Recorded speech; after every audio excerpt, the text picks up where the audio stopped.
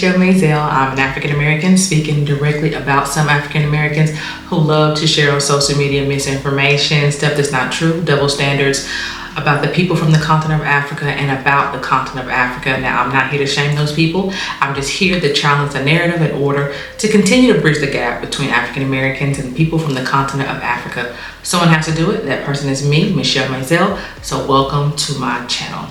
All right, I'm going to share with you all this video clip and then I'm going to come back and talk about it. So let's get into it. I'm probably about to piss off a lot of you super pro-black people. Don't get me wrong. I'm black. I love my black people. But you black people who be running to Africa and basically be begging Africans to allow you to integrate yourself into their culture, begging Africa to accept you, it really make you come off as like an orphan. It really make you come off as if like a mixed person with an identity crisis, because we have our own culture here. Black Americans, we are black. We are a different type of black people. Even our features are different. We a different group of people, and that's fine. But when you running to a completely different continent, begging them to let you in their country, wearing their clothes, talking their language, adopting their culture, and basically just integrating yourself into their culture, even though you don't know anything about it, you don't know anything about their history, you don't know nothing about their heritage, you don't know nothing about their traditions or none of that stuff. You just basically saying, you know, pick me, let me come and integrate myself here, and I want to be accepted. It makes you look like a mixed person with nowhere to go, that just begging for a home, and make you look like an orphan. The reason why I feel like that's kind of disingenuous, because I feel like you minimizing the culture of the people, not only there, but the culture that we have here. We've had a lot of black Americans that died for us to be here. We had a lot of black Americans that died for us to be able to say what we want, do what we want, to be able to be treated better than an object, for us to be able to speak up for ourselves. We had a lot of our people, a lot of our ancestors are buried here, and they died for us to be able to stand up for ourselves. So for y'all to basically run to a different continent, leave your whole culture behind, leave your people behind to try to adopt a different group of people's culture just so that you could fit in, begging them to allow you to be in there, it looked very weak. I'm just saying, it just looks really weak. And if there are things that you don't like about our culture here in America as black Americans, then how about you be the difference? The culture that you want, how about you practice it? The way that you want to be treated, how about you treat other black people the way you want to be treated? The community that you want, how about you start it here? Because no matter where you go, no matter what you wear, I don't care how many African dashikis you wear, I don't care how many languages you learn, I don't care where you travel to, I don't care where the fuck your house built, your blood is here. The people that came before you is here. And subconsciously, Africans will know that, and you will know that. So all of those people that like to run away, and you want to run away from the fight, I don't judge you. I'm just saying it look kind of weak. That's all I'm saying. My people, my people, my people. It's called healing. It's called restoring, because what they're in search for is their legacy, their identity, who they are. And so they don't feel like they have a purpose. They don't feel like that they are complete until they connect to the continent of Africa. And if that means living there, if that means building there, if that means traveling there as often as they can, then that's what they're going to do, because that's what they feel in their spirit to do. And there's nothing wrong with that. He says he's not wanting to be judgmental, but judged the African Americans who have a desire to connect the continent of Africa. He judged those people throughout this entire video. Why? Why? It's sad that he doesn't realize that when you go outside of the United States of America, you gain a deeper perspective of things. You gain a well-rounded mindset, and you're able to then take what you have learned, take what you have gained, and you're able to apply it now to the black community. Things that's happening in the black community right now, there's a lot of things that are going on, and the black community is not moving forward at the rate that the black people in the United States feel like they should be moving. So Until you go outside of that and look at stuff on a larger scale. That's what other people around the world are doing. They're looking at living and wealth and progression at a larger scale. They're not sitting there saying, it's only in this community can we find answers. It's only in this community is where they'll find wealth. It's only in this community where they'll find purpose.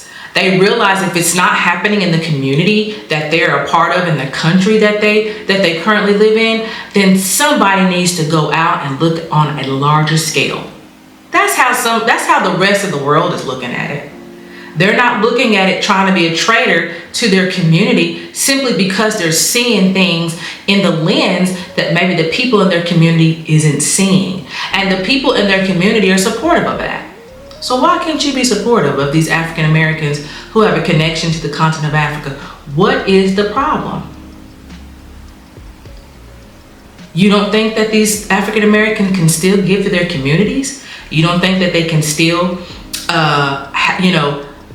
bring wealth into the communities, bring ideas into the communities, goals and purposes? You think that just because they're going to the continent of Africa, they're going to forget that they're from the United States of America? That they're going to forget about the black community? That they're going to forget that they're African American? They're not going to forget their identity just because they have expanded their identity.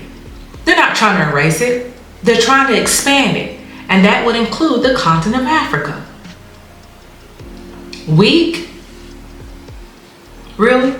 That's a pretty strong word for someone who, based on what he's saying in his video, has never stepped outside the United States of America.